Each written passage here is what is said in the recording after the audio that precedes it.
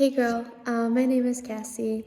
I really enjoyed listening to your short video and what you found in your research and the things that you looked at more closely than I did and paid attention to. There was one thing that like really hit me that I honestly haven't thought about much, and I'm thinking about it a lot now because I guess it's definitely something to prepare for as a counselor.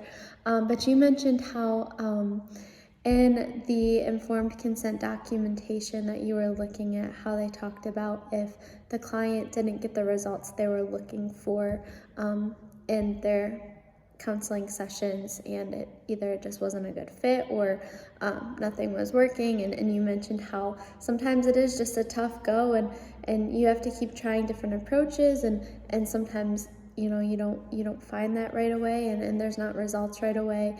And I honestly never really thought of that. I guess I was just always confident enough and thinking that it wouldn't be that way. Maybe that is naive to say, but thank you for talking about that and pointing it out.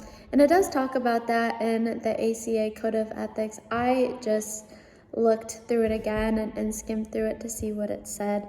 But on section G4B, it talks about obligation to report unfavorable results, and how counselors report the results of any research of professional value, results that reflect unfavorably on instructions, programs, services, prevailing opinions, or vested interests are not withheld.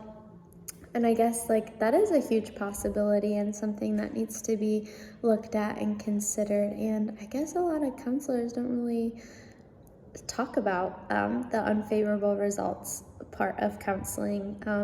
Maybe some are lucky and just haven't really experienced it as much as maybe another counselor has, but that really stuck out to me, and that's something that I definitely need to prepare for a little bit more, just in case that does happen in my future. So thank you for sharing all of that.